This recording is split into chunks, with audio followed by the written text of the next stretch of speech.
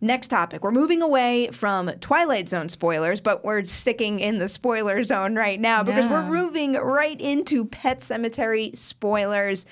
Oh boy, this has been an interesting reaction to this movie. So, as you guys probably know at this point, I walked out of that South by Southwest screening freaking happy as ever. I loved this movie. This was my kind of just like scares and sinister, get under your skin vibes. And I was so excited for everybody to see it. But I did have a firm understanding of the possibility that this movie wouldn't be as widely beloved because, I mean, the truth of the matter is it's a movie that deals with death. It is fairly unpleasant, and I can understand why many would walk out of opening day screenings and grade it something along the lines of a C+ on CinemaScore. I totally get it. Is that what it got? It did. It did. Wow. It doesn't surprise me. But I did have the luxury of seeing it again last week, and I will say that, at least from my perspective, doesn't have to be everybody's the same review. We don't all have to have the same feelings about a movie, but walking out of my second screening of Pet Sematary, it basically reinforced how I felt the first time around. This movie is for me. I love the changes they made. I love the look and the atmosphere, and I think the performances are incredible. Yeah, I'm a fan. You know, I'm not as crazy about it as you were, but I think it's really good. I think that it is the kind of film that's going to invite a lot of strong reactions, and not just because it's so dark, but also because, you know, I talked to some people who I adore who were diehard fans of the book and the original film, and they can admit, like, point blank, like, I have a nostalgic attachment to this, and I'm not okay with the changes. Okay. And that's fine. Yeah. If that's your reaction to it. Personally, I like the changes. I don't want to see the same thing again because I read it and then I watched it. Like, Stephen King wrote the script to the original. It feels very faithful, specifically to the plotting. I would say that this movie, to me, feels more faithful to the tone of the book, whereas the original film is more faithful to the plot of the book. Mm-hmm. But I'm still with it. I like it a lot. I think it's a really strong film. I think it's one of the better Stephen King adaptations. You know, obviously it didn't land on either of our top lists, but it would probably make my top 10 or certainly top 15. It would definitely be in my top 10. So it's, you know, to dig into the spoilers a little bit, the ending, I think, seems to be something that people have a lot of problems with. Yeah. And I don't. I don't either. I actually quite like the ending. I think it's a really cheeky way to send an audience out of the theater where they feel sad and dark and gross, but also there's just enough of a sort of wink to it that it's like you don't leave completely destroyed. I hope I can formulate. I have so many reactions to that. Like, you know, when you're all excited to jump in about one thing and then you lose your train of thought and can't, like, plow through the right string of thoughts. So I'm going to do my best right now. But first, that ending and the idea of it having a little wink, I think that goes back to one of the discussions we had right after we saw it, is just the unusual style of comedy that's still in this movie. It's a really dark movie, but there are certain moments that kind of have that laugh reaction to it. And this was something that came up in my interview with Amy Seimetz, where she just brought up that, you know, like, comedy and tragedy go hand in hand. And I think a lot of those responses are a direct, you know, pointing a finger at exactly that. And I think that's why I kind of got a kick out of so many of the terrible things that happen in that movie, if that makes any sense whatsoever. But I also loved that ending because I think the more tragic ending is the thing you can't shake.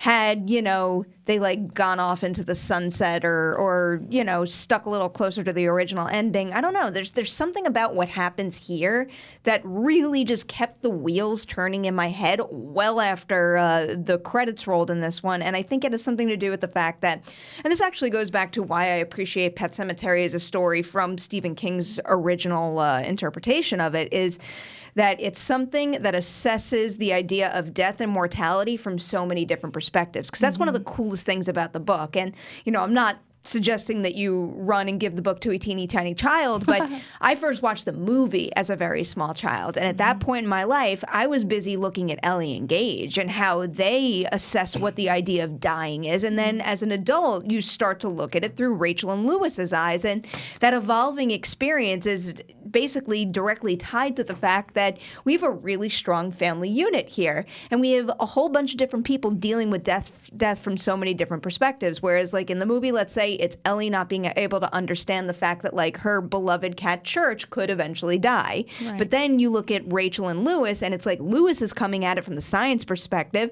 and then Rachel is coming at it from the perspective of having gone through a terrible situation with her sister. There's just so many things in play here that when you end with all of them coming together in that, dead zombie zone, I'm like, wow. It's like it got them all eventually anyway. Yeah, well, I mean, that's similar to the dread of how the novel ends anyway. Yeah.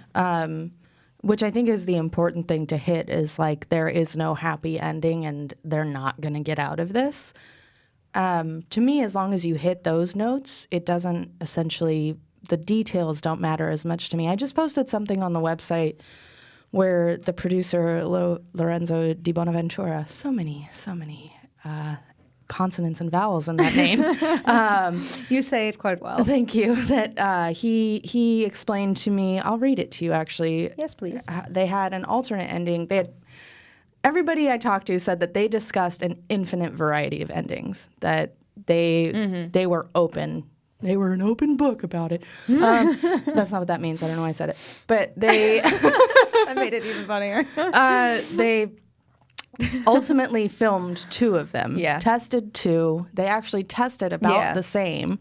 But they just felt that audiences responded more to the one that landed in the final film.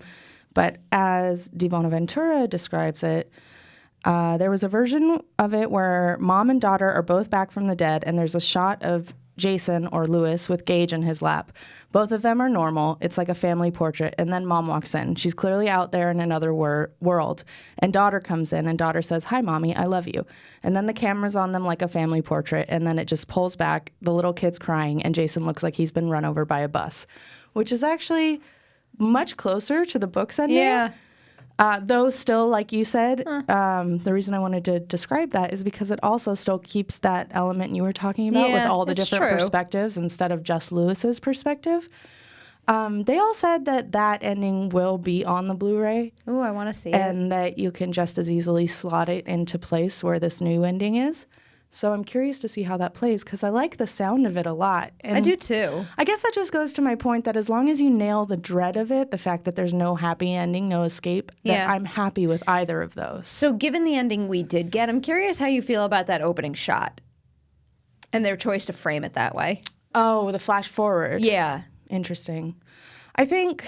Because, I mean, you assume they get Gage too, right? Yeah, of course. Yeah, because the door is wide open. What the heck's he going to do?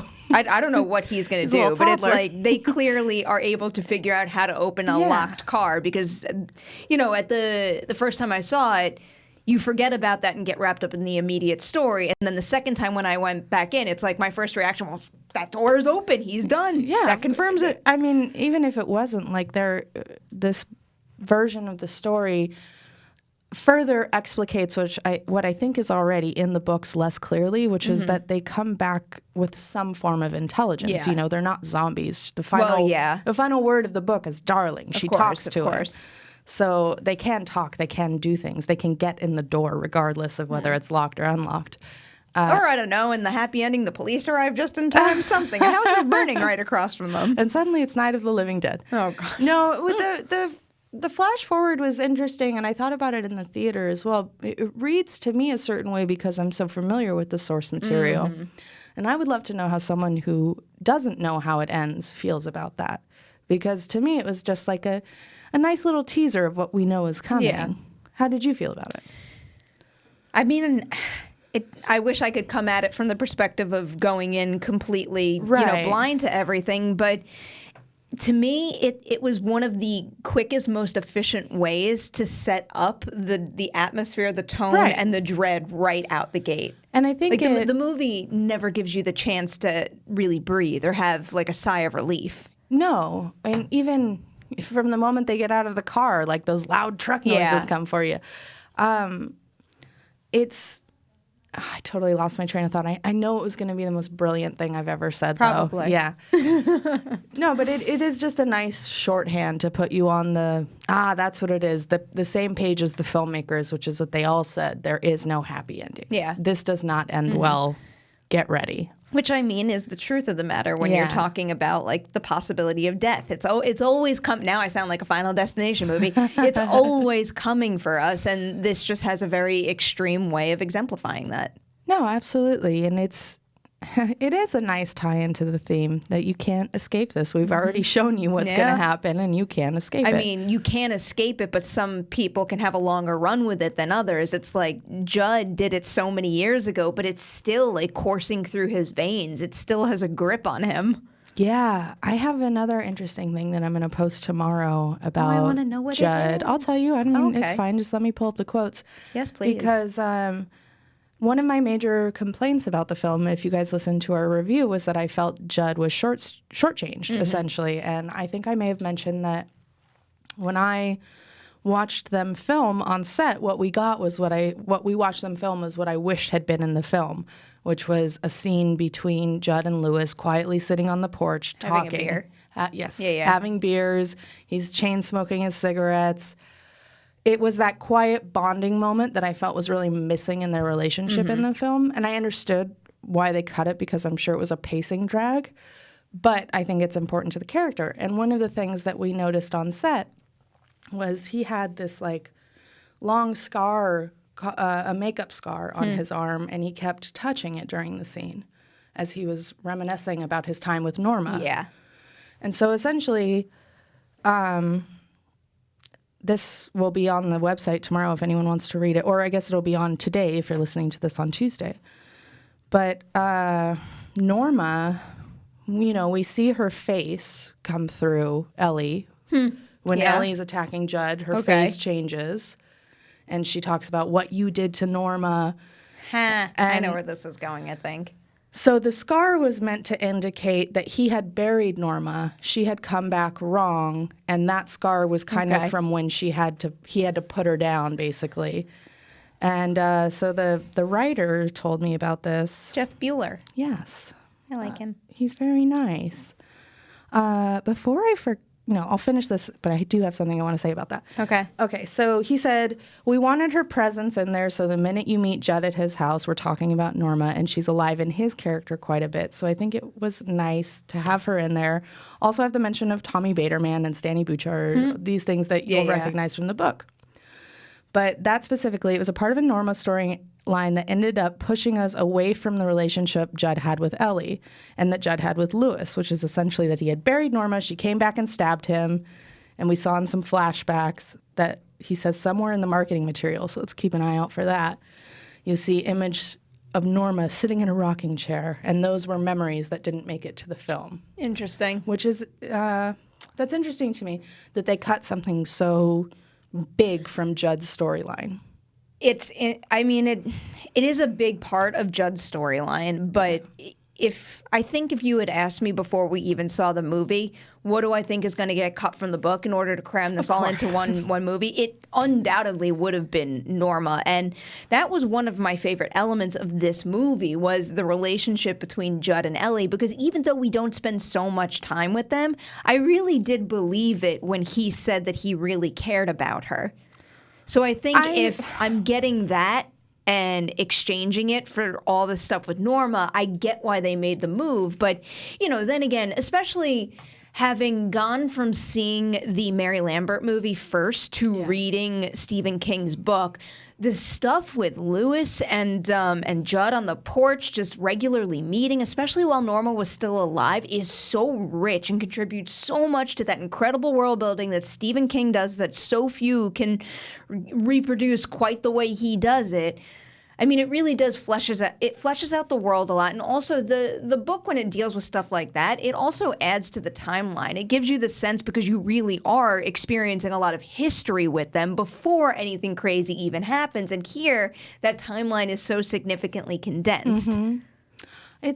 I get why they cut it, but I think that, I guess the way I'd say it is that you get his love for Ellie simply because he is such a phenomenal actor, John Lithgow. It is not in the film that we are given. That relationship is not there. It is just because they can depend on his performance. And it's fair enough if the filmmakers said, well, we get that from this one face, so we don't need to have it in, further explained. But it is his relationship with Ellie and Judd I do find a bit surface level. And particularly with Norma, I never thought she would have a presence in the film, really, which I was surprised by how much she does have a presence in the film. And them leaving her sort of unexplained was an interesting thing to me that felt just less satisfying than I would like. Knowing that was originally in there. I guess I'm curious to know if my opinion on this would have changed having known that was shot. But given what we got, I think they kind of ticked that box well enough with his dog and him having buried the dog. Sure. So, if anything, the mention of Norma did feel a little bit like a throwaway given the fact that I knew how much she's incorporated in the original story. But I feel like the boxes were ticked well enough for me here. Yeah. And the relationship with him and Ellie did work very well for me. And maybe it is a testament to his performance more so than anything else, and her performance as well. But I really believed that they had a special connection. Yeah, that's fair enough. I thought it was a super short change there, and it was a weird decision to still have Norma pop up in his death scene without explaining what that means, especially since it is a rather significant deviation from the book. Yeah. But it wasn't enough to make me not like the film. It was just something that I was like, weird choice. Yeah. Another thing I'm really curious to get your take on now that, this was part of the marketing campaign, so it wasn't really a spoiler, but it kind of is. What did you think about their choice to basically spoil what happens with Ellie's death in the marketing campaign? Because I've been thinking about this quite a bit. Yeah, it's one of those weird but maybe necessary decisions. I think it's unfortunate because you would get so much more of an impact out of that scene if you didn't know. But also having, talked with the filmmakers, it seems like maybe that impact would have been a bad thing. Yeah. I think that's where, in the end, I lie with this, is that as much as I want to be surprised at every possible turn in this movie, I'll never forget my first reaction to that scene, even though I knew her death was coming, is that I think the way it was shot, it is still extremely powerful. And then it put the focus more so on the loss of a child to me rather than, haha, they switched it, surprise. You know what I mean? And I had a very emotional response to the frames and then the scene that follows at the funeral. Yeah. I was very choked up, and I was genuinely sad that this character that I thought was super sweet, adorable, and a wonderful kid was gone. My heart broke for them. Whereas I think some of that would have been taken away by the sheer shock value that they switched the death if I hadn't seen that in the trailer. Yeah, I get that. And that's sort of what seems to have happened in test audiences who didn't know. Yeah. Was that they swung negative on the change. So it's interesting, studios make their marketing decisions for a reason. And whether the filmmakers want it or not, although it sounds like ultimately they were more or less okay with that change in the marketing. But it's, I wish I could have the experience of having seen it without knowing, which wouldn't have happened anyway because I figured that out on set. But it would have been cool to see just how shocked you were. I would have been curious. Yeah. But I still can't wait to watch it and rewatch it over and over again as is. It's very good. I don't think I'll watch it that much because it is a very sad movie. But It's sad. It's a very difficult thing to put into words, but something about it just really grabbed me and really makes me want to revisit it. The thing I didn't, since I said I wanted to talk about it, I don't want to leave our listeners hanging. When I mentioned Jeff Bueller, Yes. I actually forgot about this, and I would give anything to go back to the press day and to be able to ask about it, which is that when we were originally discussing this many ages ago, I had noted that that one of the people credited, I think on IMDb at the time, as a screenwriter was David Kajanik, who did the Suspiria remake, and he wrote The Terror. Is that how you pronounce his name? Because I'm pretty sure I've been saying it wrong all along. You know how I am with pronunciation. David Kajanik? Kajanik? We'll return to that. Point being, he's an excellent writer who I really sort of adore the works that he's done lately. And I wish I could go back to the press day and ask what was from his draft and what was from Jeff's draft. Oh, and I'd be very curious. it sounds like the Ellie Gage script switch was in the original script. Okay. That was either his invention or one of the previous writers, because this project's been going around for like a decade. But I would just love to know which ideas were David's, since I love his writing so much. Blu-ray. Yeah, There's going to be more hopefully. interview ops right around the corner. The one other thing I wanted to ask you before we switch gears and go into Sabrina, do you have a favorite scene from the film? Oh, interesting question. Do I?